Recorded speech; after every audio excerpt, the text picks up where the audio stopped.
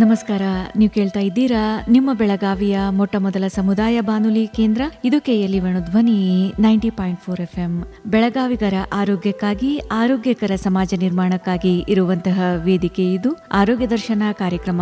ನಮ್ಮ ಇಂದಿನ ವಿಶೇಷ ಆರೋಗ್ಯ ದರ್ಶನ ಕಾರ್ಯಕ್ರಮಕ್ಕೆ ಎಂದಿನಂತೆ ಪ್ರೀತಿಯ ಸ್ವಾಗತ ಕೋರ್ತಾ ಇದ್ದೀನಿ. ನಾನು ಅನುಪಮಾ. ಸ್ನೇಹಿತರೆ, ಇಂದು ವಿಶ್ವ ಸ್ತನಪಾನ ಸಪ್ತಾಹದ ಅಂಗವಾಗಿ ಸ್ತನಪಾನದ ಮಹತ್ವವನ್ನ ತಿಳಿಸಿಕೊಡಲಿದ್ದಾರೆ KLE ವಿಶ್ವವಿದ್ಯಾಲಯದ ಫ್ಯಾಕಲ್ಟಿ ಆಫ್ ಮೆಡಿಸಿನ್ ವಿಭಾಗದ ಡೀನ್ ಹಾಗೂ KLE ಜವಾಹರ್ಲಾಲ್ ನೆಹರು ವೈದ್ಯಕೀಯ ಮಹಾವಿದ್ಯಾಲಯದ ಚಿಕ್ಕ ಮಕ್ಕಳ ವಿಭಾಗದ ಪ್ರಾಧ್ಯಾಪಕರು. ಜೊತೆಗೆ 30 ವರ್ಷಗಳಿಗಿಂತಲೂ ಹೆಚ್ಚು ಕಾಲ ಸ್ತನಪಾನದ ಮಹತ್ವ, ಮಗುವಿನ ಆರೋಗ್ಯದ ಕುರಿತು ಜಾಗೃತಿಯನ್ನ ಮೂಡಿಸ್ತಾ ಇರುವಂತಹ ಡಾಕ್ಟರ್ ರೂಪಾ ಬೆಲ್ಲದವರು. ಮೇಡಮ್ ನಮಸ್ತೆ, ಕಾರ್ಯಕ್ರಮಕ್ಕೆ ಸ್ವಾಗತ. ನಮಸ್ಕಾರ ಮೇಡಮ್, ಮೊದಲಿಗೆ ಈ ಒಂದು ವಿಶ್ವ ಸ್ತನಪಾನದ ಸಪ್ತಾಹದ ಮಹತ್ವವನ್ನು ತಿಳಿಸ್ಕೊಡಿ. ಪ್ರತಿ ವರ್ಷ ಆಗಸ್ಟ್ 1ನೇ ತಾರೀಕಿನಿಂದ 7ನೇ ತಾರೀಕುವರೆಗೂ ನಾವು ಇದು ವಿಶ್ವ ಸ್ತನಪಾನ ಸಪ್ತಾಹ ಅಂತ ಆಚರಿಸ್ತೀವಿ. ಇದು ಎಲ್ಲ ದೇಶದಲ್ಲಿ ಅಷ್ಟೇ ಅಲ್ಲ, ಪ್ರಪಂಚದಾದ್ಯಂತ ಇದನ್ನ ಮಾಡ್ಕೊತ ಬರ್ತಾ ಇದ್ದೀವಿ. ಇದನ್ನ ಯಾಕೆ ಮಾಡ್ತೀವಿ ಅಂತಂದ್ರೆ, ಎದೆ ಹಾಲಿನ ಮಹತ್ವ ಎಲ್ಲರಿಗೂ ಗೊತ್ತಿರೋದನ್ನೇ. ಆದರೆ ನಮ್ಮ ಅಂಕೆ ಸಂಖ್ಯೆಗಳನ್ನ ನೋಡಿದ್ರೆ ಎದೆ ಹಾಲು ಕುಡಿಸೋ ಅಂತ ತಾಯಂದಿರ ಪ್ರಮಾಣ ದಿನೇ ದಿನೇ ಕಮ್ಮಿ ಆಗ್ತಾ ಇದೆ.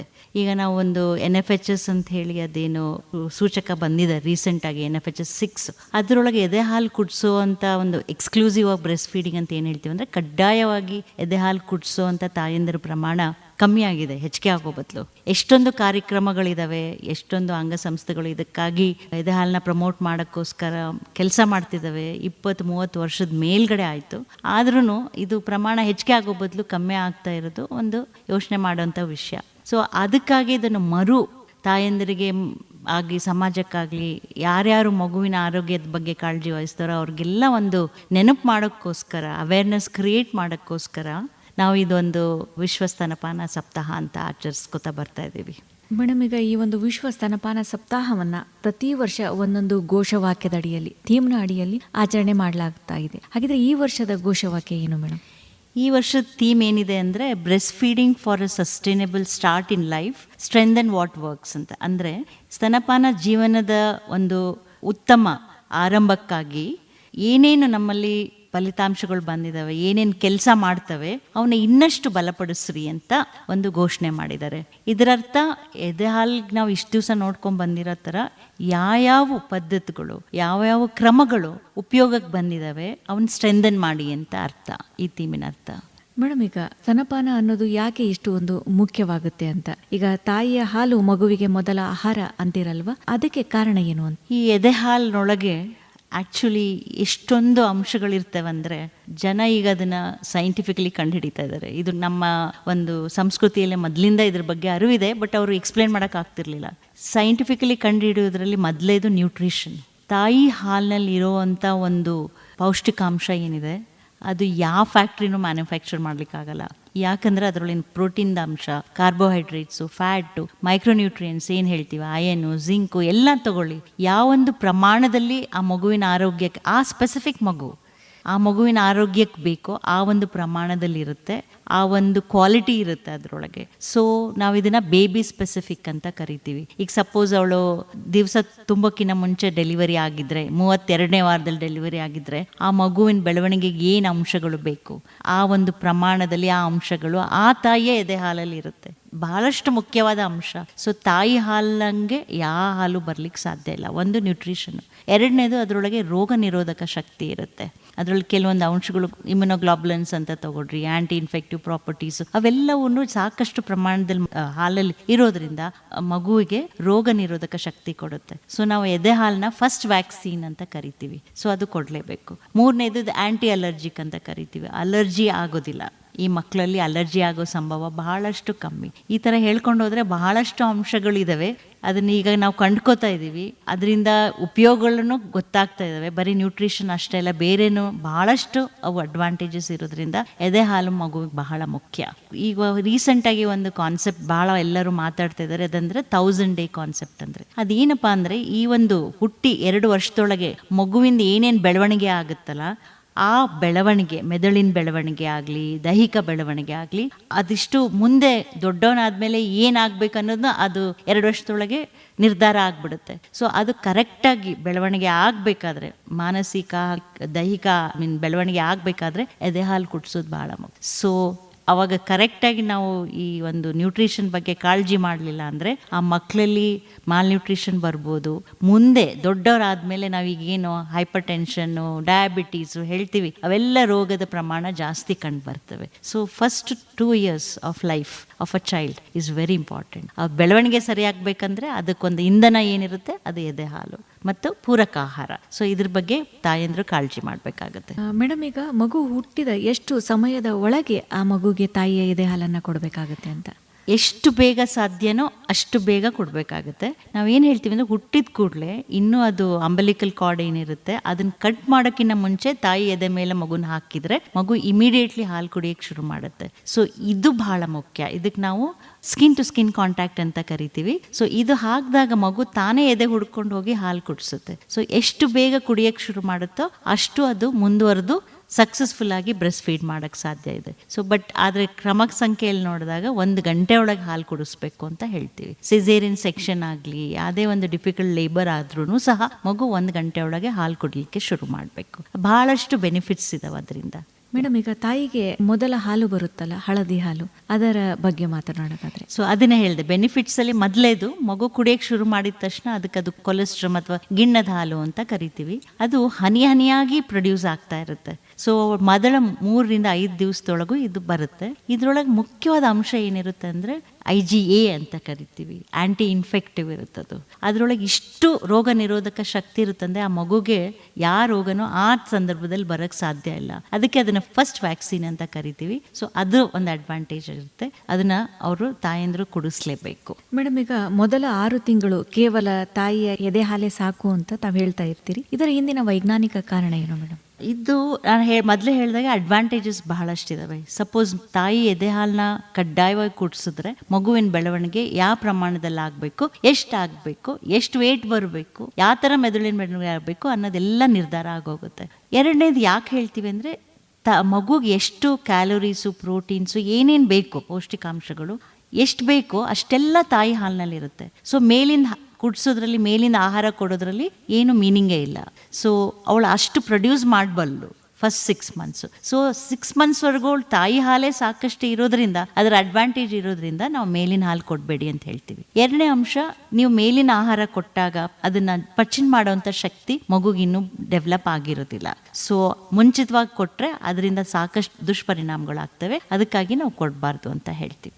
ಮೇಡಮ್, ಈಗ ತಾಯಿಯ ಹಾಲಿನಿಂದ ಮಗುವಿಗೆ ಇಷ್ಟೆಲ್ಲ ಒಂದು ಮಹತ್ವ ಇದೆ ಅಂತ ತಿಳಿಸ್ಕೊಟ್ರಿ. ಇನ್ನು ತಾಯಿ ಎದೆ ಹಾಲನ್ನ ಮಗುವಿಗೆ ಕುಡಿಸೋದ್ರಿಂದ ತಾಯಿಗೆ ಏನೆಲ್ಲ ಒಂದು ಆರೋಗ್ಯಕರ ಲಾಭ ಇದೆ ಅಂತ? ಸಾಕಷ್ಟು ಇದಾವೆ. ಮೊದಲನೇದಾಗಿ ತನ್ನ ಮಗು ತಾನು 9 ತಿಂಗಳು ಹೊತ್ತು ಆಮೇಲೆ ಡೆಲಿವರಿ ಆದಮೇಲೆ ಅವಳಿಗೊಂದು ಮಾನಸಿಕ ಒಂದು ಕಂಫರ್ಟ್ ಲೆವೆಲ್ ಇರುತ್ತಲ್ಲ, ಬಹಳ ಮುಖ್ಯ. ಅದರಷ್ಟು ಅದು ಇಮೋಷನಲ್ ಡೆವಲಪ್ಮೆಂಟ್ ಅಂತ ಹೇಳ್ತೀವಿ. ಆಮೇಲೆ ಸೈಕಲಾಜಿಕಲ್ ಡೆವಲಪ್ಮೆಂಟ್ ಮಗುಗಾಗುತ್ತೆ, ಬಾಂಡಿಂಗ್ ಡೆವಲಪ್ ಆಗುತ್ತೆ ಇಬ್ಬರು ನಡುವೆ, ಅದು ಬಹಳ ಮುಖ್ಯ. ಅದಲ್ಲದೆ ಫಿಸಿಕಲಿ ಹೇಳಬೇಕಾದ್ರೆ ಎದೆ ಹಾಲು ಕುಡಿಸಿದ ತಾಯಂದ್ರಲ್ಲಿ ಒಬೆಸಿಟಿ ಕಮ್ಮಿ ಇರುತ್ತೆ, ಅದು ಜಾಸ್ತಿ ದಪ್ಪ ಆಗ್ತಾರಲ್ಲ ಅದು ಕಮ್ಮಿ. ಮುಂದೆ ಹೋಗಿ ಅವಳಿಗೆ cancer, breast cancer, ovarian cancer ಬರುವಂತ ಒಂದು ಚಾನ್ಸಸ್ ಕಮ್ಮಿ ಇರುತ್ತೆ. ಸೊ ಸಾಕಷ್ಟು ಅಡ್ವಾಂಟೇಜ್ ತಾಯಿಗೂ ಸಹ ಆಗುತ್ತೆ. ಮುಖ್ಯವಾಗಿ 6 ತಿಂಗಳೊಳಗೆ ಕಡ್ಡಾಯವಾಗಿ ಹಾಲು ಕುಡಿಸ್ಬೇಕಾದ್ರೆ ಅವಳು ಮತ್ತೆ ಪ್ರೆಗ್ನೆಂಟ್ ಆಗೋ ಒಂದು ಚಾನ್ಸ್ ಕಮ್ಮಿ ಇರುತ್ತೆ. ಸೊ ಕಾಂಟ್ರಸೆಪ್ಟಿವ್ ಇಫೆಕ್ಟು ಇರುತ್ತೆ.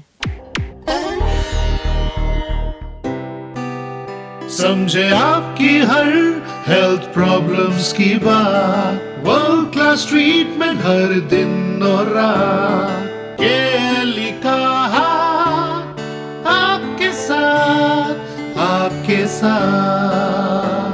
KLE Society's Dr. Prabhakar Kore Super Speciality Hospital. Cure for all health related problems. Experienced doctors and ultra modern facilities के साथ KLE Society's Dr. Prabhakar Kore Super Speciality Hospital and Medical Research Center, Nehru Nagar, Belagavi. Call 08312473777.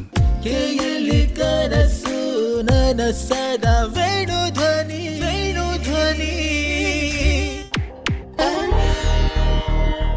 Madam, ಈಗ ಹಾಲು ಉಣಿಸುವಂತಹ ತಾಯಿಯ ಆಹಾರ ಹೇಗಿರಬೇಕು ಅಂತ, ಯಾವ ಆಹಾರವನ್ನ ತೆಗೆದುಕೊಂಡ್ರೆ ಅವಳ ಹಾಲಿನ ಉತ್ಪಾದನೆ ಹೆಚ್ಚಾಗುತ್ತೆ? ಉತ್ಪಾದನೆಯಲ್ಲಿ ಏನು ಡಿಫ್ರೆನ್ಸ್ ಆಗಲ್ಲ. ಮಗು ಎಷ್ಟು ಹಾಲು ಕುಡಿಯುತ್ತೋ ಅಷ್ಟು ಹಾಲು ಉತ್ಪತ್ತಿ ಆಗುತ್ತೆ, ತಾಯಿ ಊಟ ಮಾಡಲಿ ಬಿಡಲಿ. ಬಟ್ ಇಲ್ಲಿ ನಾವು ಗಮನಿಸಬೇಕಾದ ಅಂಶ ಅಂದರೆ quality of milk, protein, fat content, carbohydrate content, ಇದೆಲ್ಲ ತಾಯಿ ಏನು ಆಹಾರ ಸೇವಿಸ್ತಾಳೋ ಅದ್ರ ಮೇಲೆ ಹೋಗುತ್ತೆ. ಸೊ ಕ್ವಾಂಟಿಟಿ ಕಮ್ಮಿ ಆಗಲ್ಲ, ಬಟ್ ಕ್ವಾಲಿಟಿ ಕೆಳಗೆ ಹೋಗುತ್ತೆ ಅವಳು ಊಟ ಸರಿಯಾಗಿ ಮಾಡಲಿಲ್ಲ ಅಂದರೆ. ಸೊ ಅದಕ್ಕಾಗಿ ತಾಯಿ ಎಲ್ಲ ಆಹಾರನೂ ಸೇವಿಸ್ಬೇಕು, ಎಸ್ಪೆಷಲಿ ಹಸಿರು ತಪ್ಪಲು ಪಲ್ಯ, ಆಮೇಲೆ ಮೆಂತೆ, ಇಂಥದ್ದು. ಪ್ಲಸ್ ಏನು ರಿಸ್ಟ್ರಿಕ್ಷನ್ ಇರಬಾರ್ದು, ಬೇಸಿಕ್ಲಿ ಏನು ರಿಸ್ಟ್ರಿಕ್ಷನ್ ಇರಬಾರ್ದು. ಬರೀ ಸ್ವೀಟ್ ಕೊಟ್ವಿ, ತುಪ್ಪ ಕೊಟ್ವಿ, ಆ ಥರ ಇಲ್ಲ. ಅವಳು ಎಲ್ಲ ಆಹಾರ, ಬ್ಯಾಲೆನ್ಸ್ಡ್ ಡಯಟ್ ಅಂತ ಏನು ಹೇಳ್ತೀವಿ, ಅವಳು ಎಲ್ಲ ಥರದ ಆಹಾರನೂ ಸೇವಿಸ್ಬೇಕಾಗುತ್ತೆ. ಅಫ್ಕೋರ್ಸ್ ಒಂದು ಸ್ವಲ್ಪ ಜಾಸ್ತಿ ತಿನ್ಬೇಕಾಗುತ್ತೆ, ಅವಾಗ ಅವಳು ಡಯಟ್ ಮಾಡೋ ಒಂದು ಇದು ಇರೋದಿಲ್ಲ. ಸೊ ಎಲ್ಲ ಆಹಾರ ಸೇವಿಸಿ ಹಾಲು ಕುಡಿಬೇಕು, ನೀರಂತೂ ಸಾಕಷ್ಟು ಕುಡಿಬೇಕಾಗುತ್ತೆ. ಅವಳು ನೀರು ಕುಡಿದ್ರೆ ಭಾಳ ತಪ್ಪು ಕಲ್ಪನೆಗಳಿದಾವೆ. ಜಾಸ್ತಿ ನೀರು ಕುಡಿದ್ಲಂದ್ರೆ ಹಾಲು ನೀರಾಗಿ ಹೋಗುತ್ತೆ, ಆ ಥರ ಏನೂ ಇರಲ್ಲ.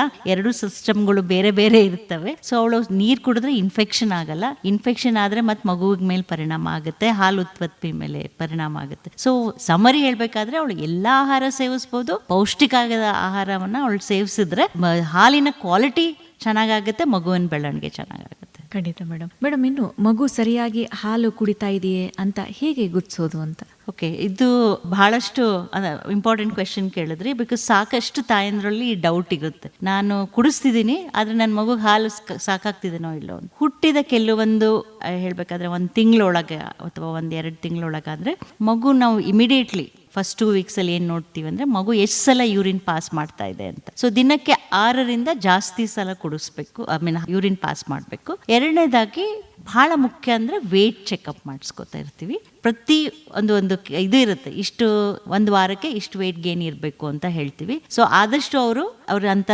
ಡೌಟ್ ಬಂದಲ್ಲಿ ಡಾಕ್ಟರ್ ಹತ್ರ ಹೋಗಿ ವಜನ್ ನೋಡಿಸಿ, ಬೆಳವಣಿಗೆ ವೇಟ್ ಗೇನ್ ಆಗ್ತಾ ಇರಬೇಕು, ಅದು ಒಂದು ಪ್ರಮಾಣ ನಮ್ಮಲ್ಲಿ ಇರುತ್ತೆ. ಈಗ ಗ್ರೋತ್ ಚಾರ್ಟ್ಸ್ ಎಲ್ಲರಿಗೂ ಕೊಡ್ತಾರೆ, ಅದ್ರೊಳಗೆ ಮಾರ್ಕ್ ಮಾಡ್ತಾ ಇರ್ತೀವಿ. ಸೊ ನಮಗೆ ಗೊತ್ತಾಗುತ್ತೆ. ಸೊ ಅವ್ರಿಗೆ ಈ ಡೌಟ್ ಬಂದಲ್ಲಿ ಅವರು ಡಾಕ್ಟರ್ ಹತ್ರ ಹೋಗಿ ಅದನ್ನ ಮಾಡಿಸ್ಬೋದು. ಅದು ಕರೆಕ್ಟಾಗಿ ಹಾಲು ಸಾಕಾಗ್ತಿದೆ. ತಾಯಿಗೆ ತಿಳಿಬೇಕಾಗಿದ್ರೆ ಒಂದು ಯೂರಿನ್ನು, ಎರಡನೇದು ಮಗು ಹಾಲು ಕುಡಿಸಿದ್ಮೇಲೆ ಆರಾಮಾಗಿ ಮಲ್ಕೊಳುತ್ತೆ, ಕಂಟೆಂಟ್ ಆಗಿರುತ್ತೆ, ಆಟ ಆಡ್ತಿರುತ್ತೆ, ಲವಲವಿಕೆಯಿಂದ ಇರುತ್ತೆ. ಸೊ ಇವೆಲ್ಲವೂ ಕೆಲವೊಂದು ಅಂಶಗಳು ಹಾಲು ಸಾಕಷ್ಟಿದೆ ಅಂತ. ಮೇಡಮ್, ಈಗ ಸ್ತನಪಾನ ಮಾಡಿಸುವಾಗ, ತಾಯಿ ಎದೆ ಹಾಲನ್ನ ಕುಡಿಸುವಾಗ ಸಾಮಾನ್ಯವಾಗಿ ಯಾವ ಒಂದು ಸಮಸ್ಯೆಗಳು ಕಂಡು ಬರುತ್ತೆ ಅಂತ, ಅವಕ್ಕೆ ಪರಿಹಾರ ಅನ್ನೋದಾದ್ರೆ? ಮೊದಲೇ 2-3 ವಾರದೊಳಗೆ ಜಾಸ್ತಿ ಪ್ರಾಬ್ಲಮ್ಸ್ ಇರ್ತವೆ, ಆಮೇಲೆ ಕೆಲವೊಂದು ಪ್ರಾಬ್ಲಮ್ಸ್ ಬರ್ತವೆ. ಸೊ ಅರ್ಲಿ ಪ್ರಾಬ್ಲಮ್ಸ್ ಏನಿರ್ತವೆ ಅಂದರೆ, ಒಂದನೇದಾಗಿ ಟೆಕ್ನಿಕಲ್ ಆಸ್ಪೆಕ್ಟ್ಸ್. ಎಸ್ಪೆಷಲಿ ಮೊದಲೇ ಸಲ ಮಗು ಡೆಲಿವರಿ ಆಗಿದ್ರೆ ಅವಳಿಗೆ ಸರಿಯಾಗಿ ಮಗುನ ಹಿಡ್ಕೊಳಕ್ ಬರ್ತಿರಲ್ಲ. ಹೇಗೆ ಕುತ್ಕೋಬೇಕು, ಮಗುಗೆ ಹೆಂಗೆ ಹಾಲು ಉಣಿಸ್ಬೇಕು, ಮಗುಗೆ ಯಾವ ಥರ ಹಿಡ್ಕೊಂಡ್ರೆ ಹಾಲು ಕರೆಕ್ಟಾಗಿ ಬರುತ್ತೆ, ಈ ಥರದ ಸಮಸ್ಯೆಗಳು ಇರ್ತವೆ. ಅದಕ್ಕಾಗಿ ನಾವು ಹೇಳೋದು ಫ್ಯಾಮಿಲಿ ಸಪೋರ್ಟು ಮತ್ತು ನಾವು ನಮ್ಮ ಒಂದು ಹೆಲ್ತ್ ಸೆಕ್ಟರ್ ಸಪೋರ್ಟು.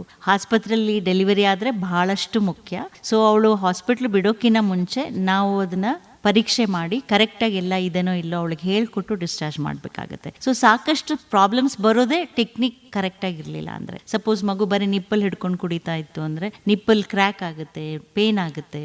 ಆಮೇಲೆ ಹಾಲು ಹೊರಗೆ ತೆಗಿಲಿಲ್ಲ ಅಂದರೆ ಬ್ರೆಸ್ಟ್ ಎಂಗಾಜ್ಮೆಂಟ್ ಆಗುತ್ತೆ. ಸೊ ಅದರಿಂದ ಅವಳಿಗೆ ನೋವಾಗುತ್ತೆ. ಸೊ ಇಂಥ ಸಮಸ್ಯೆಗಳು ಟೆಕ್ನಿಕ್ ಕರೆಕ್ಟ್ ಇರಲಿಲ್ಲ ಅಂದರೆ ಬರುತ್ತೆ. ಬಟ್ ಕರೆಕ್ಟಾಗಿ ಅವಳು ಮಗುನ, ಅದು ಕರಿ ಭಾಗ, ಅದಕ್ಕೆ ಏರಿಯೋಲಾ ಅಂತ ಕರಿತೀವಿ, ಅದು ಕರೆಕ್ಟಾಗಿ ಮಗುವಿನ ಬಾಯೊಳಗಿದ್ದು ಮಗು ಅದು ಹಾಲು ಕುಡಿತಾ ಇದ್ರೆ ಹಾಲು ಹೊರಗೆ ಬರ್ತಾ ಇರುತ್ತೆ. ಕರೆಕ್ಟಾಗಿ ಅವಳ ಪೊಸಿಷನ್ನು ಟೆಕ್ನಿಕ್ಕು ಕರೆಕ್ಟ್ ಆಗಿದ್ರೆ. ಸೊ ಇದಕ್ಕೆಲ್ಲ ಬೆಂಬಲ ಬೇಕಾಗುತ್ತೆ ಇನಿಷಿಯಲಿ. ಅದನ್ನ ಅವಳ ಹಾಸ್ಪಿಟ್ಲಲ್ಲಿ ಅದು ಸಿಕ್ತಂದ್ರೆ ಅವಳಿಗೆ ಯಾವುದೇ ಸಮಸ್ಯೆಗಳು ಬರಲ್ಲ. ಲೇಟರ್ ಆನ್ 2 ತಿಂಗಳು 3 ತಿಂಗಳಾದ್ಮೇಲೆ ಸಡನ್ಲಿ ಅವಳಿಗೆ ತನ್ನ ಹಾಲು ಕಮ್ಮಿ ಆಗ್ತಿದೆ ಅಂತ ಅನಿಸುತ್ತೆ. ಯಾಕಂದ್ರೆ ಒಂದ್ ಕಡೆ ಕುಡಿಸ್ಬೇಕಾದ್ರೆ ಇನ್ನೊಂದ್ ಕಡೆ ಹಾಲು ಸೋರ್ತಿರುತ್ತೆ, ಅದು ಬಂದಾಗ್ತದೆ. ಅದರತ್ತ ಹಾಲು ಕಮ್ಮಿ ಇದೆ ಅಂತ ಅರ್ಥಲ್ಲ, ಅದು ನ್ಯಾಚುರಲ್ ಪ್ರೋಸೆಸ್. ಸೊ ಆ ಥರ ಆದಾಗ ಅವಳು ಡಾಕ್ಟರ್ ಹತ್ರ ಹೋಗಿ ಅದನ್ನ ಖಾತ್ರಿ ಮಾಡಿಸ್ಕೋಬೇಕು. ಆ ಥರ ಆಗೋ ಸಂಭವನೇ ಇರಲ್ಲ ಹೆಚ್ಚಾನೆಚ್ಚು, ಆದರೆ ಅವಳು ಮನಸ್ಸಿಗೆ ಹಂಗೆ ಅನಿಸ್ತಿರುತ್ತೆ. ಸೊ ವೇಟ್ ಚೆಕಪ್ ಮಾಡಿಸ್ಬೋದು. ಆಮೇಲೆ ಅವಾಗ ಜಾಸ್ತಿ ಕುಡಿಸ್ಬೇಕಾಗುತ್ತೆ. ಇನ್ನೊಂದು ಏನಾಗುತ್ತೆ ಅಂದರೆ ಮಗು ಆಟ ಆಡೋಕ್ಕೆ ಶುರು ಮಾಡುತ್ತೆ, ಆ ಕಡೆ ಈ ಕಡೆ ನೋಡಿಕೊಂಡು ಆಟ ಆಡ್ಕೊಂಡು ಕುಡಿಯೋಕೆ ಸ್ಟಾರ್ಟ್ ಮಾಡುತ್ತೆ, ಏನಾರ ಬೇಕಾದ್ರೆ ಅಳೋಕೆ ಶುರು ಮಾಡುತ್ತೆ. ಅದೆಲ್ಲವೂ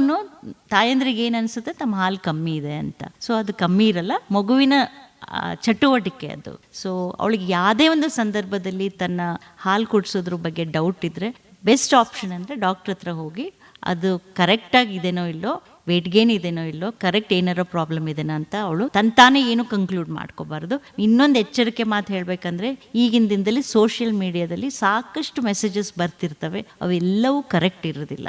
ಅವ್ರು ಕೆಲವೊಬ್ರಂತೂ ತಪ್ಪು ಮೆಸೇಜಸ್ನ ಕೊಡ್ತಾರೆ. ಅದನ್ನ ನೋಡಿ ಸಾಕಷ್ಟು ತಾಯಂದ್ರೆ ಇವತ್ತಿನ ದಿವಸ ನಮ್ಮ ಹತ್ರ ಬರ್ತಾ ಇದ್ದಾರೆ. ಅವರು ಕೆಲವೊಂದು ಮೆಂಟಲ್ ಪ್ರಾಬ್ಲಮ್ಸ್ಗೂ ಇದಾಗ್ತಾರೆ, ಅಂದರೆ ಅವ್ರಿಗೆ ಅಷ್ಟು ಸ್ಟ್ರೆಸ್ ಆಗುತ್ತೆ. ಸೊ ದಯವಿಟ್ಟು ಆ ಮೆಸೇಜಸ್ನ ಸೀರಿಯಸ್ಲಿ ತಗೋಬಾರ್ದು. ಅವ್ರಿಗೆ ಏನೇ ಒಂದು ಡೌಟ್ ಇದ್ರೂ ಕರೆಕ್ಟಾಗಿ ಡಾಕ್ಟರ್ ಹತ್ರ ಹೋಗಿ ಅದನ್ನ ಬಗೆಹರಿಸ್ಕೋಬೇಕು. ಮೇಡಮ್, ಇಂದಿಗೂ ಒಂದು ಈ ಸ್ತನಪಾನದ ಕುರಿತು ಸಾಕಷ್ಟು ತಪ್ಪು ಕಲ್ಪನೆಗಳಿವೆ. ಈಗ ತಾವು ಒಬ್ಬ ವೈದ್ಯರಾಗಿ ಕೇಳಿರುವಂತಹ ತಪ್ಪು ಕಲ್ಪನೆಗಳ ಬಗ್ಗೆ. ಈಗಾಗಲೇ ನಾ ಹೇಳಿದೆ, ಒಂದು ಹಾಲು ಸಾಕಷ್ಟು ಬರಲ್ಲ, ಮಗು ಹತ್ರ ಹಾಲು ಕಮ್ಮಿ ಇದೆ, ಮಗು ಯಾವುದೇ ಕಾರಣಕ್ಕೂ ಆಕಳಿಸಿದ್ರೂ ಬರ್ತಾರೆ, ಹತ್ರೂ ಬರ್ತಾರೆ ಹಾಲು ಕಮ್ಮಿ ಇದೆ ಅಂತ. ಇನ್ನೊಂದ್ ಕಡೆ ಹಾಲು ಸೋರೋದು 2ನೇ ತಿಂಗಳಿದ್ ಹೇಳಿದ್ನಲ್ಲ, ಅದಕ್ಕೂ ಬರ್ತಾರೆ. ಆಮೇಲೆ ತಾಯಿ ನೀರ್ ಕುಡಿದ್ರೆ ಹಾಲು ನೀರ್ ಬರುತ್ತೆ, ಅವಳು ಈ ಆಹಾರ ತಿಂದ್ರೆ ಹಾಲು ಕಮ್ಮಿ ಆಗ್ತವೆ, ಇದನ್ನ ತಿಂದ್ರೆ ಜಾಸ್ತಿ ಆಗ್ತವೆ. ಈ ಥರದ್ದೆಲ್ಲ ನಮ್ಮ ಸಮಾಜದೊಳಗೆ ಒಂದು ಇದಿದೆ. ಮುಖ್ಯವಾಗಿ ಬೇಕಾಗಿರೋದು ತಾಯಿಗೆ ರೆಸ್ಟು, ಸಪೋರ್ಟು, ಒಳ್ಳೆ ಆಹಾರ ಅಷ್ಟೇ ಅವಳಿಗೆ ಬೇಕಾಗಿರೋದು. ಅದನ್ನ ನಾವು ಸರಿಯಾಗಿ ಕೊಟ್ರೆ, ಅಫ್ಕೋರ್ಸ್ ಈಗ ಸೋಷಿಯಲ್ ಮೀಡಿಯಾ ಒಂದು ಮಿತ್ಸ್ ಕ್ರಿಯೇಟ್ ಮಾಡ್ತಾ ಇದೆ. ಓಕೆ, ಸೊ ಅದನ್ನೆಲ್ಲ ಅವಾಯ್ಡ್ ಮಾಡಬೇಕಾಗತ್ತೆ. ಖಂಡಿತ ಮೇಡಮ್, ಇನ್ನು ಈ ವರ್ಷದ ಥೀಮ್ ಕೇವಲ ತಾಯಿಗಷ್ಟೇ ಸೀಮಿತವಾಗಿರದೆ ಕುಟುಂಬದವರಿಗೂ, ಹಾಗೇನೆ ವಿಶೇಷವಾಗಿ ಗಂಡ ಆಗಿರ್ಬೋದು, ಉದ್ಯೋಗದಾತರಿಗೂ ಕೂಡ ಅನ್ವಯವಾಗುತ್ತೆ. ಅವರ ಒಂದು ಸಹಕಾರ ಯಾವ ರೀತಿ ಇರಬೇಕು ಹಾಲುಣಿಸುವ ತಾಯಿಗೆ? ಸೊ ನಿಮ್ಮ ಥೀಮ್ ಬಗ್ಗೆ ಬಂದರೆ ಅಲ್ಲಿ ಸ್ಟಾರ್ಟಿಂಗಿಂದ ಸ್ಟಾರ್ಟ್ ಆಗುತ್ತೆ. ಈಗ ನಮ್ಮಲ್ಲಿ ಸಾಕಷ್ಟು ಹಾಸ್ಪಿಟಲ್ ಡೆಲಿವರಿ ಆಗೋ ತಾಯಂದಿರ ಪ್ರಮಾಣ ಜಾಸ್ತಿ ಆಗಿದೆ. ಅದು ನಮ್ಮ ಗೌರ್ಮೆಂಟ್ ಉದ್ದೇಶ ಇತ್ತು, ಅದು ಸ್ಟಾರ್ಟ್ ಆಗಿದೆ. ಅದೇ ರೀತಿ ಆ ಒಂದು ಹಾಸ್ಪಿಟಲ್ಗಳಲ್ಲಿ ನಾವು ಏನು ಕಂಡ್ಕೋತಿದ್ದೀವಿ ಅಂದರೆ, ಈಗ ನಾನು ಆಗಲೇ ಹೇಳಿದೆ, ಆದಷ್ಟು ಬೇಗ ಎದೆ ಹಾಲು ಕುಡಿಸ್ಬೇಕು, ಅದಕ್ಕೆ ಸಪೋರ್ಟ್ ಬೇಕು. ಸೊ ನಾವು ಹಾಸ್ಪಿಟ್ಲಿಂದ ಸ್ಟಾರ್ಟ್ ಮಾಡಿದರೆ ತಾಯಿಗೆ ನಾವು ಕರೆಕ್ಟಾದ ಒಂದು ಸಪೋರ್ಟ್ ಕೊಟ್ಟು ಅವಳು ಬ್ರೆಸ್ಟ್ ಫೀಡಿಂಗೇ ಮಾಡೋ ಹಂಗೆ ಮಾಡಬೇಕು. ಕೆಲವೊಂದು ಹಾಸ್ಪಿಟ್ಲಲ್ಲಿ ನಾವು ನೋಡ್ತಿದ್ದೀವಿ ಈಗ, ಎಸ್ಪೆಷಲಿ ಕೆಲವೊಂದು ಪ್ರೈವೇಟ್ ಸಣ್ಣ ಹಾಸ್ಪಿಟ್ಲ್ಗಳಲ್ಲಿ ಇವೆಲ್ಲ ತೊಂದರೆ ಬೇಡ ಅಂದ್ಬಿಟ್ಟು ಅವ್ರು ಡಬ್ಬನೇ ಕೊಟ್ಬಿಡ್ತಾರೆ. ಮುಂದೆ ಹೋಗಿ ಅವು ಬಹಳಷ್ಟು ಸಮಸ್ಯೆಗಳು ಬರ್ತವೆ. ಆ ಥರ ಮಾಡಬಾರ್ದು. 2 ದಿವಸ ಅವಳಿಗೆ ನಾವು ಕರೆಕ್ಟಾಗಿ ಸಪೋರ್ಟ್ ಕೊಟ್ಟರೆ ಯಾವ ಥರ ಮಗು ಇಟ್ಕೋಬೇಕು, ಯಾವ ಥರ ಹಾಲು ಕುಡಿಸ್ಬೇಕು, ಮತ್ತು ಸಾಕಷ್ಟು ಮೊದಲು 2-3 ದಿವಸ ಅವಳಿಗೆ ಗಟ್ಟಿ ಹಾಲು ಬರ್ತಿರುತ್ತೆ. ಸೊ ಅವಾಗ ಅವರಿಗೆ ಬ್ರೆಸ್ಟ್ ಸ್ಕ್ವೀಸ್ ಮಾಡಿದ್ರೆ ಹಾಲು ಕಾಣಲ್ಲ, ಅಯ್ಯೋ ನಿಂಗೆ ಹಾಲೇ ಇಲ್ಲ ಅಂತ ಹೇಳೋದು. ಈ ಥರ ಮಾಡೋದ್ರಿಂದ ಆ ತಾಯಿಗೆ ಬಹಳಷ್ಟು ಪ್ರಾಬ್ಲಮ್ಸ್ ಬರ್ತವೆ. ಅದಕ್ಕೆ ನಾವು ಹಾಸ್ಪಿಟಲಲ್ಲಿ ಸಪೋರ್ಟ್ ಕೊಡಬೇಕು. ಎಲ್ಲರೂ, ಬರೀ ಡಾಕ್ಟರ್ಸ್ ಅಂತಲ್ಲ, ನರ್ಸಸ್ಸು ಎಲ್ಲರೂ, ತಾಯಿ ಸುತ್ತಲಿರೋರು, ಅದೇ ಥರ ಫ್ಯಾಮಿಲಿ ಮೆಂಬರ್ಸನ್ನು ಅವಳಿಗೆ ಸಪೋರ್ಟ್ ಮಾಡಬೇಕಾಗುತ್ತೆ. First week is very important ರೀ. ಅವಾಗ ಅವಳು ಕರೆಕ್ಟಾಗಿ ಎಲ್ಲ ಗೊತ್ತಾಯ್ತಂದ್ರೆ ಮುಂದೆ ಯಾವುದೇ ಒಂದು ಸಮಸ್ಯೆ ಬರೋದಿಲ್ಲ. ಅದೇ ರೀತಿ ಪಾಲಿಸಿ ಮೇಕರ್ಸ್, ಈಗ ನಮ್ಮ ಗೌರ್ಮೆಂಟ್ ಆಗಲಿ, ನಮ್ಮ ಹೆಲ್ತ್ ಸೆಕ್ಟರ್ ಆಗಲಿ, ನಾವು ಏನು ಪಾಲಿಸಿ ಮಾಡ್ತೀವಿ ಅದನ್ನೆಲ್ಲ ನಾವು ಹಾಸ್ಪಿಟ್ಲ್ಗಳಲ್ಲಿ ತಾಯಿಗಳು ಅದನ್ನ ಪಾಲಿಸ್ಬೇಕಾಗುತ್ತೆ. ಸೊ ಎಲ್ಲ ಹಂತದಲ್ಲಿ ಇರುತ್ತೆ. ಈಗ ವರ್ಕಿಂಗ್ ಮದರ್ಸ್ ಇದ್ರೆ ಹೇಗೆ ಮಾಡಬೇಕು, ಆ ಥರದ್ದು ನಾವು ಒಂದು ಗೈಡ್ಲೈನ್ಸ್ ಇದ್ದಾವೆ, ಅದ್ರ ಪ್ರಕಾರ ನಾವು ಆ ತಾಯಿಗೆ ಹೆಲ್ಪ್ ಮಾಡಬೇಕಾಗುತ್ತೆ. ಮೇಡಮ್, ಇನ್ನು KLE ಆಸ್ಪತ್ರೆಯಲ್ಲಿ ಇರುವಂತಹ ಹ್ಯೂಮನ್ ಮಿಲ್ಕ್ ಬ್ಯಾಂಕ್, ಅದರ ಬಗ್ಗೆ ಮಾತನಾಡೋದಾದ್ರೆ, ಈಗ ತಾಯಿಯ ಒಂದು ಹಾಲಿಗೂ ಸಹ ಬ್ಯಾಂಕ್ ಇರುತ್ತಾ ಅನ್ನೋ ಒಂದು ಪ್ರಶ್ನೆ ಬರುತ್ತೆ. ಅದೇ ಈ ಥೀಮಿನ ಪ್ರಕಾರನೇ ತಗೊಂಡ್ರೆ ಏನೇನು ಕೆಲಸ ಮಾಡ್ತಿದೆ ಅದನ್ನೆಲ್ಲ ನಾವು ಸಪೋರ್ಟ್ ಮಾಡಬೇಕು. ನಾವೇನು ಹೇಳಿದ್ವಿ, ತಾಯಿ ಹಾಲು ಮಗುವಿಗೆ ಮುಖ್ಯ ಅಂತ. ಆದರೆ ಕೆಲವೊಂದು ಸಂದರ್ಭದಲ್ಲಿ ತಾಯಂದ್ರಿಗೆ ಹಾಲು ಬರ್ತಿರಲ್ಲ, ಎಸ್ಪೆಷಲಿ ಪ್ರೀಟರ್ಮ್ ಡೆಲಿವರಿ ಏನು ಮಾಡಿರ್ತಾರೆ ಅಥವಾ ಲೋ ಬರ್ತ್ ವೇಟ್ ಅಂತ ಹೇಳ್ತೀವಲ್ಲ, ಅಂಥ ತಾಯಂದ್ರಿಗೆ ಹೆಚ್ಚು ಹಾಲು ಬರಲ್ಲ. ಆದರೆ ಈ ಮಕ್ಕಳು NICUದಲ್ಲಿ ಇರ್ತಾರೆ, ಸಾಕಷ್ಟು ಪ್ರಾಬ್ಲಮ್ಸ್ ಇರುತ್ತೆ, ಅದಕ್ಕೆ ಅವ್ರನ್ನ ನಾವು NICUಯಲ್ಲಿ ಇಡಬೇಕಾಗತ್ತೆ. ಅವಾಗ ಆ ಮಕ್ಳಿಗೆ ಹಾಲು ಕೊಡಬೇಕಲ್ಲ. ಸೊ ತಾಯಿ ಹಾಲು ಇಲ್ಲ ಅಂದರೆ ಆಲ್ಟರ್ನೇಟಿವ್ ನಾವು ಈಗಿನ ಇದರೊಳಗೆ ಡೋನರ್ ಮಿಲ್ಕ್ ಅಂತ ಕರಿತೀವಿ. ಇದು ನಾವು ಬೇರೆ ತಾಯಂದ್ರಿಂದ ಹಾಲು ಶೇಖರಣೆ ಮಾಡಿ ಅದನ್ನು ನಾವು ಪ್ಯಾಸ್ಚರೈಸ್ ಮಾಡಿ ಶುದ್ಧೀಕರಿಸಿ, ಅದಕ್ಕೆಲ್ಲ ಒಂದು ಪ್ರೋಸೆಸ್ ಇರುತ್ತೆ, ಅದ್ರ ಪ್ರಕಾರ ಶುದ್ಧಿ ಮಾಡಿ ಅದನ್ನು ನಾವು ಈ ಮಕ್ಕಳಿಗೆ ಕೊಡ್ತೀವಿ. ಇದಕ್ಕೆ ನಾವು ಇದೊಂದು ಏನು ಸೆಟಪ್ ಇರುತ್ತಲ್ಲ, ಅದಕ್ಕೆ ನಾವು ಹ್ಯೂಮನ್ ಮಿಲ್ಕ್ ಬ್ಯಾಂಕ್ ಅಂತ ಕರಿತೀವಿ. ಗೌರ್ಮೆಂಟ್ ಸೆಕ್ಟರ್ಲಿ ಇದಕ್ಕೆ ಕಾಂಪ್ರಿಹೆನ್ಸಿವ್ ಲ್ಯಾಕ್ಟೇಷನ್ ಮ್ಯಾನೇಜ್ಮೆಂಟ್ ಸೆಂಟರ್ ಅಂತ ಕರೀತಾರೆ. ಸೊ ಇಲ್ಲಿ ನಾವು ತಾಯಂದ್ರನ್ನ ಕೌನ್ಸಿಲ್ ಮಾಡಿ ಕರೆಸಿ ಅವ್ರ ಹತ್ರ ಪರವಾನಗಿ ತಗೋತೀವಿ, ಕನ್ಸೆಂಟ್ ತಗೋತೀವಿ, ಅಂದರೆ ಹಾಲು ಕೊಡ್ತೀವಿ ಅಂತ. ಆ ಹಾಲು ಕೊಟ್ಟ ಮೇಲೆ ಅದನ್ನು ನಾವು ಪ್ಯಾಸ್ಚರೈಸ್ ಮಾಡಿ ಬೇರೆ ಮಕ್ಳಿಗೆ ಕೊಡೋಕ್ಕಿಂತ ಮುಂಚೆನೂ ಆ ತಾಯಂದ್ರ ಹತ್ರ ನಾವು ಪರ್ಮಿಷನ್ ತಗೋತೀವಿ, ನಿಮ್ಮ ಮಕ್ಳಿಗೆ ಇದನ್ನು ಕೊಡ್ತೀವಿ. ಪ್ಯಾಸ್ಚರೈಸ್ ಎದಕ್ಕೆ ಮಾಡ್ತೀವಿ ಅಂದರೆ ಅದರಲ್ಲಿರೋ ರೋಗಾಂಶಗಳು, ಯಾವ ಇನ್ಫೆಕ್ಟಿವ್ ಪ್ರಾಪರ್ಟೀಸ್ ಏನಾರ ಇದ್ರೆ ಅದನ್ನೆಲ್ಲ ತೆಗಿಯುತ್ತೆ. ಸೊ ನಾವು ಶುದ್ಧವಾದ ಹಾಲನ್ನು ಈ ಚಿಕ್ಕ ಮಕ್ಕಳಿಗೆ, ಅವರು ತೂಕ ಕಮ್ಮಿ ಇರೋಂಥ ಮಕ್ಕಳಿಗೆ, NICUದಲ್ಲಿ ಸಿಕ್ ಬೇಬೀಸ್ ಇದ್ದರೆ ಅವರಿಗೆ ಹಾಲು ಕೊಡ್ತೀವಿ. ತಾಯಿ ಹಾಲಿನಲ್ಲಿ ಏನೇನು ಅಡ್ವಾಂಟೇಜಸ್ ಬೆನಿಫಿಟ್ಸ್ ಇರುತ್ತೋ ಅದನ್ನೆಲ್ಲ ನಾವು ಇದ್ರ ಮೂಲಕ ಆ ಮಕ್ಕಳಿಗೆ ಕೊಡ್ತೀವಿ. ಸೊ ಅದರಿಂದ ಅವ್ರಿಗೆ ಬರೋ ಇನ್ಫೆಕ್ಷನ್ ಪ್ರಮಾಣ, ಈ ಸಣ್ಣ ತೂಕದ ಮಕ್ಕಳಲ್ಲಿ ಬಹಳ ಕಾಂಪ್ಲಿಕೇಶನ್, ಅದರಲ್ಲಿ ಒಂದಂದರೆ ಇನ್ಫೆಕ್ಷನ್ ಭಾಳ ಆಗಿ ಮರಣನೂ ಹೊಂದಬಹುದು. ಆ ಒಂದು ಪ್ರಮಾಣನ ನಾವು ಕಮ್ಮಿ ಮಾಡ್ತಾ ಇದ್ದೀವಿ. ನಾವು ನಮ್ಮ KLE ಹಾಸ್ಪಿಟ್ಲಲ್ಲಿ 2018ರಿಂದ ಇದನ್ನು ನಾವು ನಡ್ಸ್ಕೊಂಡು ಬರ್ತಾ ಇದ್ದೀವಿ. ಇವತ್ತಿನವರೆಗೆ ಸಾವಿರಾರು ಮಕ್ಕಳು ಇದರ ಅಡ್ವಾಂಟೇಜ್ ತೊಗೊಂಡು ದೊಡ್ಡವರಾಗಿದ್ದಾರೆ, ಪೌಷ್ಟಿಕವಾಗಿ ಬೆಳೆದಿದ್ದಾರೆ. ಅವ್ರು ನೋಡಿದ್ರೆ ನಿಜವಾಗ್ಲೂ ಖುಷಿ ಆಗುತ್ತೆ. ಆಮೇಲೆ ಇನ್ಫೆಕ್ಷನ್ ರೇಟು ನಮ್ಮ NICUದಲ್ಲಿ ಇನ್ಫೆಕ್ಷನ್ ಆಗೋ ಒಂದು ಪ್ರಮಾಣ ಕಮ್ಮಿ ಆಗಿದೆ, ಮಕ್ಕಳು ಬೆಳವಣಿಗೆ ಚೆನ್ನಾಗಾಗಿದೆ. ಸೊ ಇವೆಲ್ಲ ಅಡ್ವಾಂಟೇಜ್ ಇರೋದ್ರಿಂದ ಈಗಿನ ದಿವಸದಲ್ಲಿ ಸಾಕಷ್ಟು ಈ ಮಿಲ್ಕ್ ಬ್ಯಾಂಕ್ಗಳು ಎಸ್ಟಾಬ್ಲಿಷ್ ಆಗ್ತಾ ಇದ್ದಾವೆ. ಮೇಡಮ್, ಈಗ ಯಾವ ತಾಯಂದಿರು ತಮ್ಮ ಒಂದು ಹೆಚ್ಚುವರಿ ಹಾಲನ್ನ ಈ ರೀತಿ ದಾನ ಮಾಡಬಹುದು ಅಂತ, ಅದಕ್ಕೆ ಯಾವ ರೀತಿ ಪರೀಕ್ಷೆ ಮಾಡಲಾಗುತ್ತೆ ಮೇಡಮ್? ಎಲ್ಲ ತಾಯಂದ್ರು ಹಾಲು ಕುಡಿಸೋಂಥ ಎಲ್ಲ ತಾಯಂದ್ರು ಯಾವುದೇ ಒಂದು ಏಜಲ್ಲೂ ಕೊಡ್ಬೋದು. ಸೊ ನಮ್ಮಲ್ಲಿ ಬರೋವಂಥ ತಾಯಂದ್ರು ಹೆಚ್ಚಾನೆಚ್ಚು ನಮ್ಮಲ್ಲೇ ಡೆಲಿವರಿ ಆದ ತಾಯಂದ್ರು ತಮ್ಮ ಮಗುಗೆ ಹಾಲು ಕುಡಿಸಿ ತಮ್ಗೆ ಹೆಚ್ಚಿಗೆ ಆಗಿದ್ದ ಹಾಲನ್ನ ನಮಗೆ ಡೊನೇಟ್ ಮಾಡಿ ಹೋಗ್ತಾರೆ. ಇದು ಹಾಲು ಬರೋಕೆ ಒಂದೇ ಒಂದು ಮುಖ್ಯವಾದ ಕಾರಣ, ಮಗು ಎಷ್ಟು ಹಾಲು ಹೊರಗೆ ತೆಗೆಯುತ್ತೋ ಅಷ್ಟು ಹಾಲು ಉತ್ಪತ್ತಿ ಆಗುತ್ತೆ. ಸೊ ಇದೊಂದು ಪಾಯಿಂಟ್ ನಾವು ಇಟ್ಕೊಂಡ್ಬಿಟ್ಟು ತಾಯಂದ್ರಿಗೆ ಕೌನ್ಸಿಲಿಂಗ್ ಮಾಡ್ತೀವಿ. ನೀವು ಎಷ್ಟು ಹಾಲು ಕೊಡ್ತೀರೋ ನಿಮ್ಮ ಮಗುಗೆ ಅಷ್ಟು ಹಾಲು ಹೆಚ್ಚಿಗೆ ಆಗುತ್ತೆ. ಮತ್ತು ಇದು ಒಂದು ದಾನ. ಈಗ ಬ್ಲಡ್ ಹೆಂಗೆ ಕೊಡ್ತಿರೋ, ದಾನ ಮಾಡ್ತಿರೋ, ಇದು ಒಂದು ಶ್ರೇಷ್ಠವಾದ ದಾನ. ಬೇರೆ ಮಕ್ಕಳು ಜೀವ ಉಳಿಸ್ಲಿಕ್ಕೆ ಸಾಧ್ಯ ಅಂತ ಹೇಳಿದಾಗ ಯಾವ ತಾಯಿನೂ ರಿಫ್ಯೂಸ್ ಮಾಡಲ್ಲ. ಪರೀಕ್ಷೆಗಳು ನಾವು ಎಲ್ಲ ಟೆಸ್ಟ್ಗಳು ಮಾಡ್ತೀವಿ. HIV ಆಗಲಿ, ಹೆಪಟೈಟಿಸ್ ಆಗಲಿ, ಅವು ನಮ್ಮದೊಂದು ಫುಲ್ ಪ್ಯಾನೆಲ್ ಇರುತ್ತೆ. ನಾವೀಗ ಮಿಲ್ಕ್ ಬ್ಯಾಂಕಲ್ಲಿ ಏನೆಲ್ಲ ಮಾಡ್ತೀವಿ ಅದು ನಮ್ಮ ಗೈಡ್ಲೈನ್ಸ್ ಪ್ರಕಾರನೇ ಮಾಡ್ತೀವಿ. ಸೊ ಎಲ್ಲದಕ್ಕೂ ಒಂದು ಕಟ್ಟುನಿಟ್ಟವಾದ ರೆಗ್ಯುಲೇಷನ್ ರೂಲ್ಸ್ ಇರುತ್ತೆ. ಸೊ ಎಲ್ಲ ಪರೀಕ್ಷೆಗಳನ್ನ ಮಾಡಿ ಸ್ಯಾಟಿಸ್ಫೈ ಆದಮೇಲೆ ನಾವು ಅದನ್ನು ಕೊಡ್ತೀವಿ. 6 ತಿಂಗಳೊಳಗಾಗಿ ಈ ತಾಯಂದಿರು ಅವೆಲ್ಲ ಟೆಸ್ಟ್ ಮಾಡಿಸ್ಕೊಂಡಿರಬೇಕು. ಅದನ್ನು ರಿಪೋರ್ಟ್ ಇಟ್ಕೊಂಡ್ಬಿಟ್ಟೆ ನಾವು ಕೌನ್ಸಿಲಿಂಗ್ ಮಾಡಿ ಒಪ್ಪಿಗೆ ತಗೊಂಡು ಮಿಲ್ಕ್ ತಗೋತೀವಿ. KLE ಕ್ಯಾನ್ಸರ್ ಹಾಸ್ಪಿಟಲ್ ಬೆಳಗಾವಿ ಪ್ರಪ್ರಥಮ ಬಾರಿಗೆ ಉತ್ತರ ಕರ್ನಾಟಕದ ಬೆಳಗಾವಿಯಲ್ಲಿ ಅತ್ಯಂತ ಅನುಭವಿ ಹಾಗೂ ನುರಿತ ವೈದ್ಯರ ತಂಡ, ಅತ್ಯಾಧುನಿಕ ಮತ್ತು ಸುಸಜ್ಜಿತ ಯಂತ್ರೋಪಕರಣಗಳೊಂದಿಗೆ. KLE cancer hospital, KLE's doctor Prabhakar Kore hospital and MRC ಹಿಂಭಾಗದಲ್ಲಿ, ನೆಹರು ನಗರ್, ಬೆಳಗಾವಿ. ಆರೋಗ್ಯಕ್ಕೆ ಹೊಸ ಜೀವ. ಕ್ಯಾನ್ಸರ್ ಪೀಡಿತರಿಗೆ ಆಶಾ ಕಿರಣವಾದ KLE ಕ್ಯಾನ್ಸರ್ ಹಾಸ್ಪಿಟಲ್ ಬೆಳಗಾವಿ. ಮೂಲ ಸೌಲಭ್ಯಗಳು: KLE ಕ್ಯಾನ್ಸರ್ ಹಾಸ್ಪಿಟಲ್ ಬೆಳಗಾವಿಯಲ್ಲಿ ಸ್ತನ ಕ್ಯಾನ್ಸರ್, ರಕ್ತ ಕ್ಯಾನ್ಸರ್, ಅನ್ನನಾಳ ಕ್ಯಾನ್ಸರ್, ಶ್ವಾಸಕೋಶ ಕ್ಯಾನ್ಸರ್ ಮತ್ತು ಎಲ್ಲಾ ತರಹದ ಕ್ಯಾನ್ಸರ್ ರೋಗಕ್ಕೆ ಅತ್ಯಾಧುನಿಕ ರೋಬೋಟಿಕ್ ಶಸ್ತ್ರಚಿಕಿತ್ಸೆ. BMT ಅತಿ ಶೀಘ್ರದಲ್ಲಿ ಪ್ರಾರಂಭವಾಗಲಿದೆ. ಕೀಮೋಥೆರಪಿ ಮತ್ತು ರೇಡಿಯೋಥೆರಪಿ ಲಭ್ಯವಿದೆ. ವಿಳಾಸ: KLE cancer hospital, KLE's doctor Prabhakar Kore hospital ಮತ್ತು MRC ಹಿಂಭಾಗದಲ್ಲಿ, ನೆಹರು ನಗರ, ಬೆಳಗಾವಿ. ಹೆಚ್ಚಿನ ಮಾಹಿತಿಗಾಗಿ ಸಂಪರ್ಕಿಸಿ. ದೂರವಾಣಿ ಸಂಖ್ಯೆ 0831255500 ಮತ್ತು 24737777. ಮೊಬೈಲ್ ಸಂಖ್ಯೆ 6360712326 or just dial 1099. ಇಂದೇ ಭೇಟಿ ನೀಡಿ. KLE cancer hospital Belagavi. ಧ್ವನಿ ಧ್ವನಿ ಇದು ನಮ್ಮ ಧ್ವನಿ. ಕೇಳಿ ಕನಸು ನನಸದ ವೇಣು ಧ್ವನಿ, ವೇಣು ಧ್ವನಿ.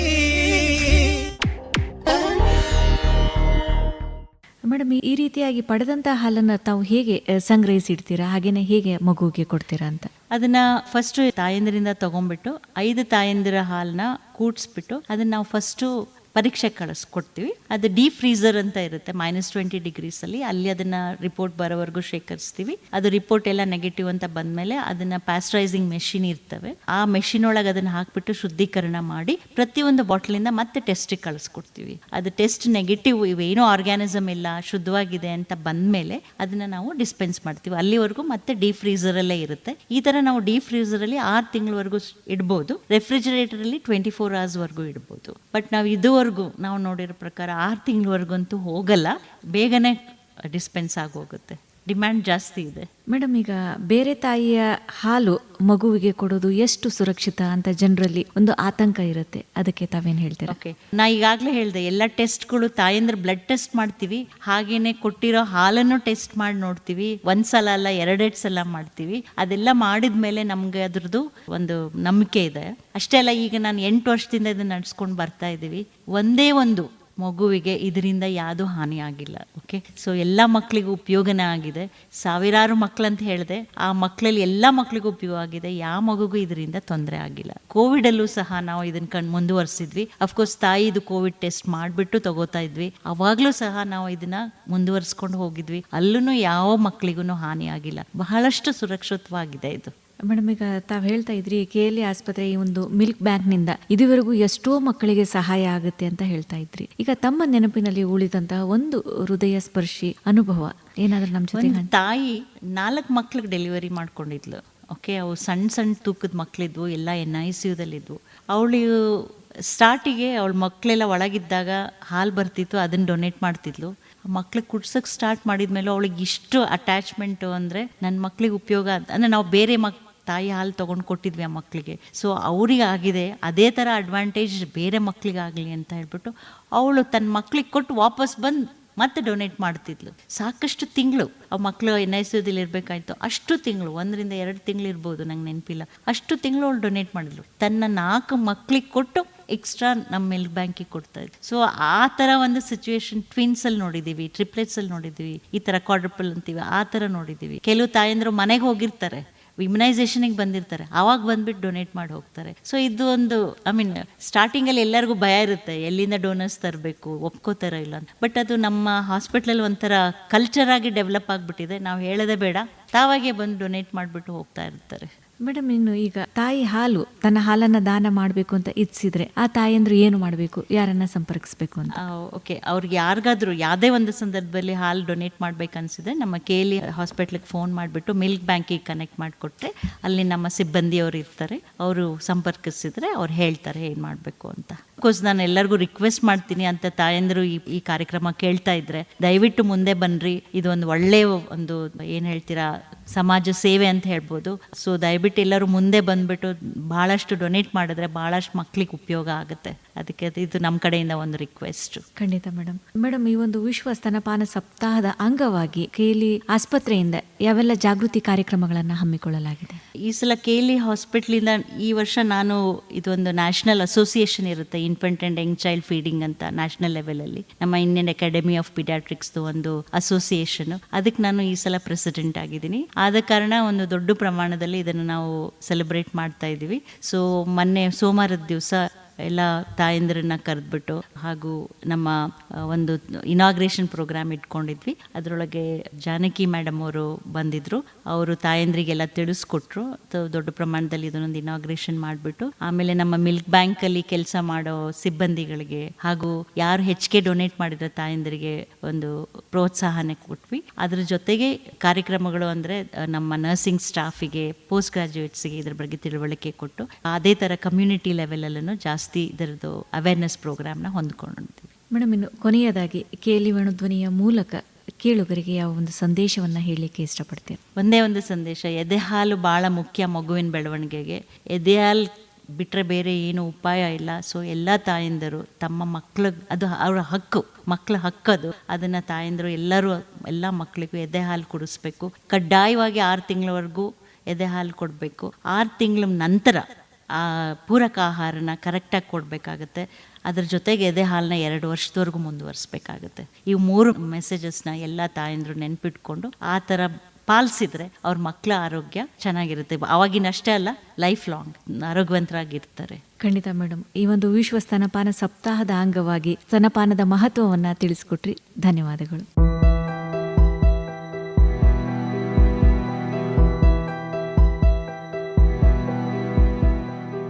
ಸ್ನೇಹಿತರೆ, ಇದಾಗಿತ್ತು ನಮ್ಮ ಇಂದಿನ ವಿಶೇಷ ಆರೋಗ್ಯ ದರ್ಶನ ಕಾರ್ಯಕ್ರಮದಲ್ಲಿ ಸ್ತನಪಾನದ ಮಹತ್ವದ ಬಗ್ಗೆ ಮಾಹಿತಿಯನ್ನ ಹಂಚಿಕೊಂಡವರು KLE ವಿಶ್ವವಿದ್ಯಾಲಯದ ಫ್ಯಾಕಲ್ಟಿ ಆಫ್ ಮೆಡಿಸಿನ್ ವಿಭಾಗದ ಡೀನ್ ಹಾಗೂ KLE ಜವಾಹರ್ಲಾಲ್ ನೆಹರು ವೈದ್ಯಕೀಯ ಮಹಾವಿದ್ಯಾಲಯದ ಚಿಕ್ಕ ಮಕ್ಕಳ ವಿಭಾಗದ ಪ್ರಾಧ್ಯಾಪಕರು, ಜೊತೆಗೆ 30 ವರ್ಷಗಳಿಗಿಂತಲೂ ಹೆಚ್ಚು ಕಾಲ ಸ್ತನಪಾನದ ಮಹತ್ವ, ಮಗುವಿನ ಆರೋಗ್ಯದ ಕುರಿತು ಜಾಗೃತಿಯನ್ನ ಮೂಡಿಸ್ತಾ ಇರುವಂತಹ ಡಾಕ್ಟರ್ ರೂಪಾ ಬೆಲ್ಲದ್. ಕಾರ್ಯಕ್ರಮದ ಕುರಿತು ನಿಮ್ಮ ಅನಿಸಿಕೆ, ಅಭಿಪ್ರಾಯ ಏನೇ ಇದ್ದರೂ ನಮಗೆ ತಿಳಿಸಬಹುದು. ನಮ್ಮ ದೂರವಾಣಿ ಸಂಖ್ಯೆ 901904 ಮತ್ತೊಂದು ವಿಶೇಷ ಆರೋಗ್ಯ ದರ್ಶನ ಕಾರ್ಯಕ್ರಮದೊಂದಿಗೆ ಮತ್ತೆ ಭೇಟಿ. ಹೀಗೆ ಕೇಳ್ತಾ ಇರಿ. ಇದು KLE ವೇಣುಧ್ವನಿ 90.4 FM. ನಮಸ್ಕಾರ.